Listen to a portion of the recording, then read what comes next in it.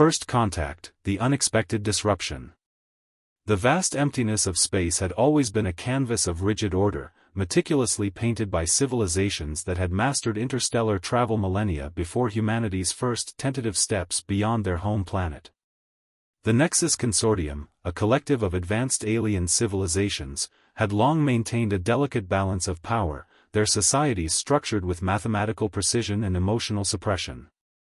Commander Zara Voke stood on the bridge of the interstellar diplomatic vessel Harmony's Reach, her cybernetic implants processing incoming data streams with lightning speed. Her species, the Krell Fairy, were renowned for their computational efficiency and strategic brilliance. Today's mission was supposed to be routine, initial reconnaissance of a newly discovered species that had recently achieved faster-than-light communication. Incoming transmission, announced her navigation officer, Lieutenant Kira. It's unusual. Zara's metallic blue eyes narrowed. The transmission wasn't encrypted, wasn't following any standard communication protocols. Instead, it was a chaotic burst of visual and auditory information that seemed to defy all logical communication standards. As the transmission unfolded, Zara watched in growing bewilderment. It was a celebration video. Humans, dressed in bizarre costumes, were dancing in streets. Some wore strange hats with pointed tips, others were covered in vibrant colors. Music played that seemed to have no scientific rhythm, just pure, unbridled emotion. What is the purpose of this transmission? Zara demanded. Lieutenant Kira struggled to respond. It appears to be a ritual. But I cannot determine its strategic or communicative value. The video shifted. Now humans were gathered around a tree decorated with shimmering objects, exchanging wrapped packages. Children were laughing, adults were embracing, and there was an overwhelming sense of joy. Pure, uncontrolled, illogical joy. This cannot be a serious communication, Zara muttered, her implants working overtime to decode the transmission's meaning. But it was serious. And it was about to change everything. Unbeknownst to the Nexus Consortium, this seemingly innocuous transmission was humanity's first true message to the galaxy. Not a declaration of war, not a technological marvel, but a celebration of life itself. In the sterile conference halls of 1,000 alien worlds, diplomats and leaders would soon find themselves confronting a force they couldn't comprehend. Humanity wasn't just another species to be categorized and controlled. They were something far more dangerous. They were unpredictable. As the transmission continued, showing humans engaging in what appeared to be completely irrational behaviors, jumping into freezing water, wearing costumes that served no practical purpose, creating art with no immediate utility, Zara felt something she had never experienced before. Confusion. And beneath that, a flicker of something her species had long ago engineered out of their genetic code. Curiosity. Little did she know, this single transmission was the first ripple in a cosmic wave that would fundamentally reshape galactic civilization. Humanity had entered the interstellar stage, not with weapons or advanced technology, but with something far more powerful. Their spirit. The bridge of Harmony's Reach fell silent, the transmission's chaotic energy hanging in the air like an unresolved musical note. Something was changing. Something profound. And no one was prepared for what would come next. Cultural infiltration, humanity's soft power. 6 standard galactic cycles after the initial transmission, the Nexus Consortium found itself facing an unprecedented phenomenon. Human cultural artifacts had begun spreading through interstellar trade routes like an unstoppable wave, infiltrating societies with a subtlety that defied traditional diplomatic strategies. On the crystalline world of Zephyr, Administrator Lorax of the Planetary Cultural Preservation Council stared in horror at the latest report. What had begun as a minor curiosity had transformed into a full-scale cultural insurgency. Explain this again, Lorax demanded of his chief anthropological analyst. The holographic display flickered, showing images that seemed impossible. Zephran youth were now hosting what they called birthday parties, a human ritual that made absolutely no sense from an evolutionary or strategic perspective. Young Zephrans were decorating circular platforms with colorful membranes, consuming sweet nutritional supplements, and engaging in completely unproductive celebratory behaviors. Even more alarming were the plush companions, soft textile creatures that served no practical purpose. These stuffed animals had somehow become a cross-species phenomenon.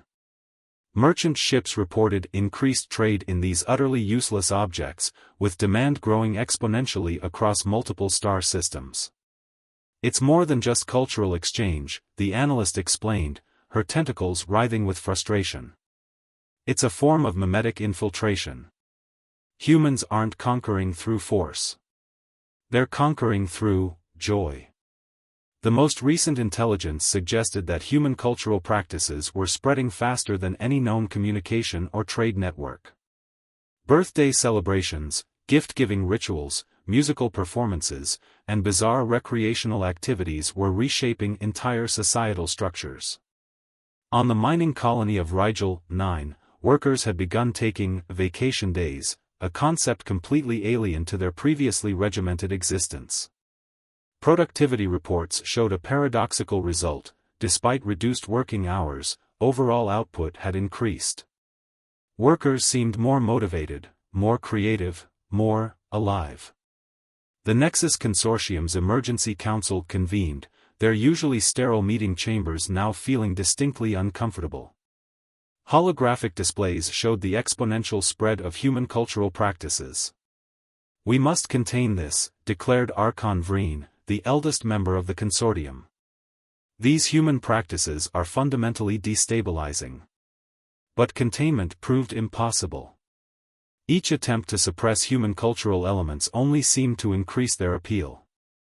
When one planetary government banned birthday celebrations, underground networks immediately sprang up. When trade routes tried to restrict holiday decorations, creative alternatives emerged. Zara Voke, now leading a specialized research team, found herself at the center of this unprecedented cultural phenomenon. Her initial confusion had transformed into a mix of professional fascination and personal uncertainty. "It's not just about the practices," she explained to her team. "It's about the underlying philosophy. Humans don't just celebrate. They celebrate the act of celebration itself." A breakthrough came when they analyzed deeper patterns. Human cultural practices weren't just random. They were adaptive, resilient, and fundamentally designed to connect individuals. Each ritual, each tradition carried an underlying message of human connection, of finding meaning in shared experience. The most terrifying aspect for the Nexus Consortium? Humans weren't trying to conquer. They weren't even trying to spread their culture deliberately. They were simply being themselves, and their essence was proving more powerful than any weapon, any technology. As galactic civilization watched in a mix of horror and fascination, humanity continued its unlikely conquest. Not through force, not through technology, but through something far more revolutionary. The simple, beautiful chaos of being human. The galaxy would never be the same again. Resistance and adaptation. The Nexus Consortium's response was swift and calculated. They initiated the Protocol Omega, a comprehensive strategy designed to isolate and neutralize human cultural influence. Communication channels were restricted, trade routes were monitored, and cultural exchange programs were suspended. But resistance, as humans would say, was futile, though not in the way the consortium expected. Deep within the research facilities of the Quantum Isolation Division, senior researcher Trell discovered something that would shake the foundations of galactic understanding. The human cultural phenomenon wasn't just spreading. It was evolving. Its adaptive symbiosis, Trell explained to the consortium's High Council, her holographic presentation filled with complex data streams. Human cultural practices don't just transfer. They transform. They integrate. On the industrial world of Corax Prime, what began as a prohibited human ritual, a talent show, had metamorphosed into a revolutionary productivity enhancement method. Workers who once functioned like precise machine components now competed to demonstrate creativity, innovation, and individual expression. The consortium's attempts at suppression only accelerated the phenomenon. Each restriction became a challenge, each blockade a catalyst for human creativity. Communication networks discovered underground channels of cultural exchange. Memes, a concept that defied traditional communication theory, spread faster than any encrypted message. These visual and linguistic artifacts carried complex emotional and social information that traditional analytic tools couldn't decode. Zara Vogt, now leading the Interspecies Cultural Dynamics Research Unit, found herself at the epicenter of this unprecedented transformation. Her team's latest research revealed a startling truth: human culture wasn't just spreading. It was fundamentally redesigning how different species conceptualized connection, creativity, and community. They're not conquering, Zara told her team. They're communicating in a language we've forgotten how to speak. The most dramatic manifestation occurred on the crystalline world of Luminar. When the planetary government attempted to ban human-inspired recreational activities, something unexpected happened. Instead of compliance, a mass cultural rebellion erupted. Young Luminarians began creating what they called art, chaotic, emotional expressions that defied all previous artistic conventions.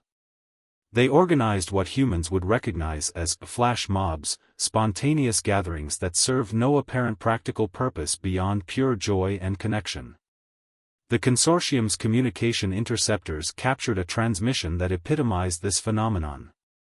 A group of mixed-species individuals were singing a human song, their voices carrying an emotion that transcended linguistic barriers.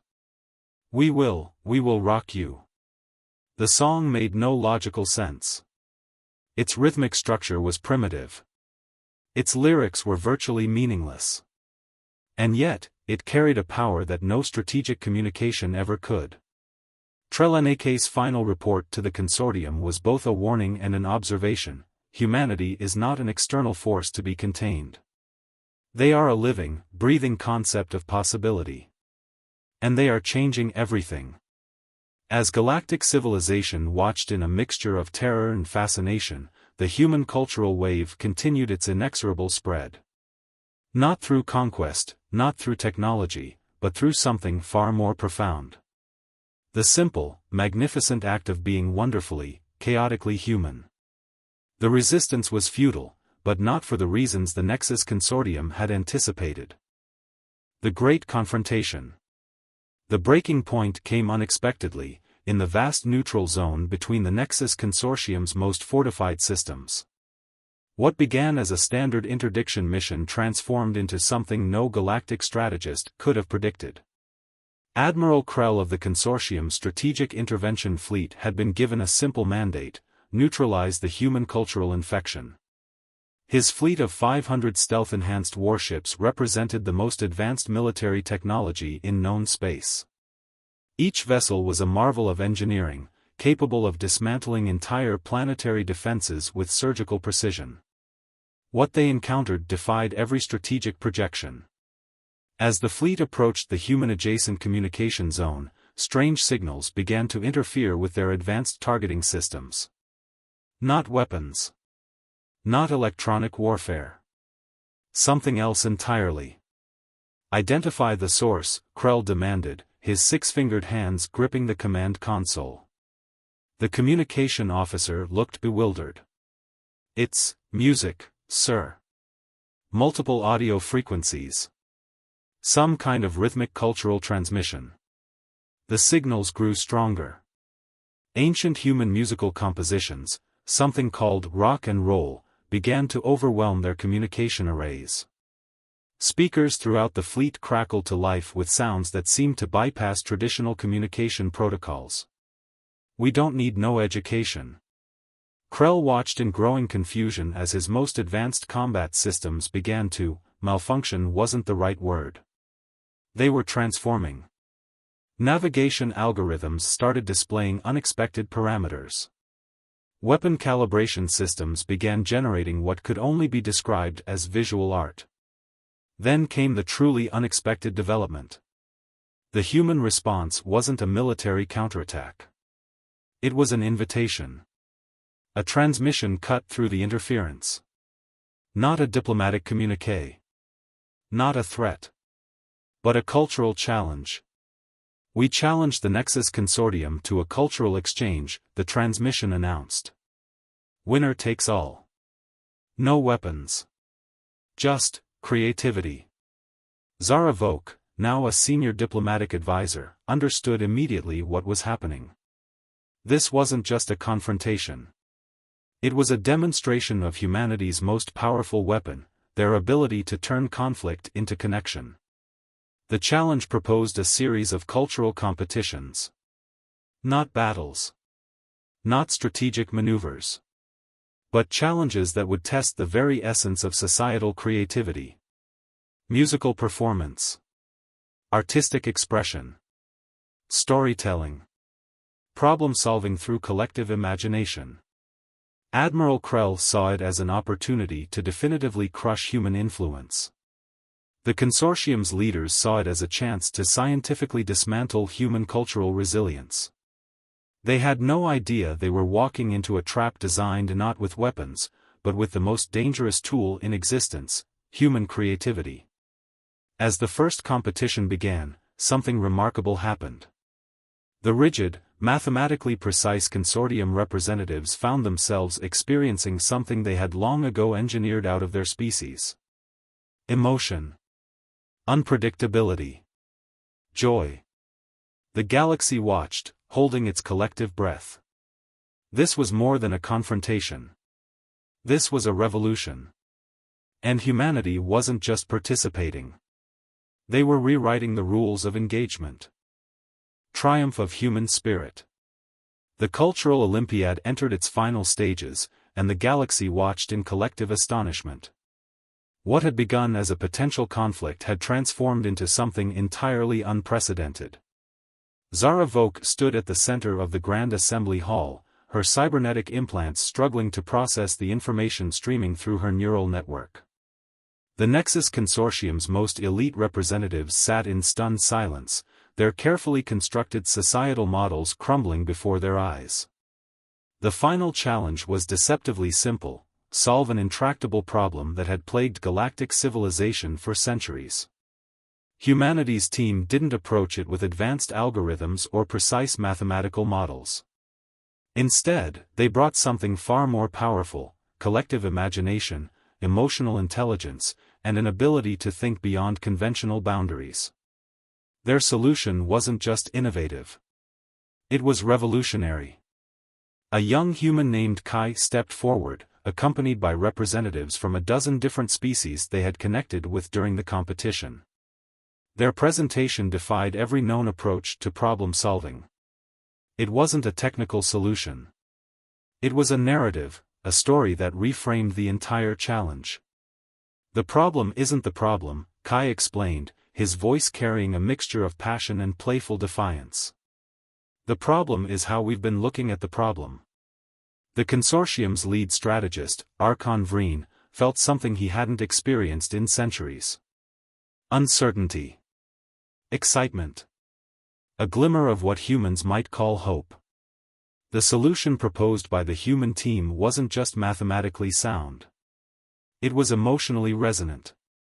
It didn't just solve the technical challenge, it addressed the underlying social, psychological, and cultural dynamics that had prevented a resolution for generations. Throughout the competition, something remarkable had happened. The rigid, hierarchical societies of the Nexus Consortium had been exposed to something fundamental to human existence: the power of connection, creativity, and collective imagination. Species that had existed in isolation for millennia had begun to interact in ways never before possible. Musical performances had broken down communication barriers. Artistic challenges had revealed shared emotional landscapes. Storytelling had become a form of diplomacy more effective than any treaty. Admiral Krell, who had entered this confrontation with the intention of crushing human influence, found himself fundamentally changed. The cultural exchange had revealed a truth more powerful than any weapon: diversity wasn't a weakness. It was the most profound strength a civilization could possess. As the final results were tallied, it became clear that this was no ordinary competition. This was a fundamental reshaping of galactic civilization. Zara Volk's final report to the consortium was both a celebration and a warning. Humanity doesn't seek to conquer. They seek to connect. And in that connection lies a power beyond our previous understanding. The Nexus Consortium's response was unprecedented. Instead of resistance, they chose adaptation. Human cultural practices were no longer seen as a threat but as a transformative force. Kai watched from the sidelines, understanding something profound. This wasn't a victory for humanity alone. It was a victory for the concept of possibility itself. As the assembly hall erupted in a cacophony of sounds, colors, and emotions, something magical happened. Species that had existed in isolation for millennia began to truly see each other. The galaxy would never be the same again. And it all started with a simple, beautiful truth: the most powerful force in existence isn't technology. It isn't military might. It's the ability to connect, to imagine, to be wonderfully, chaotically human.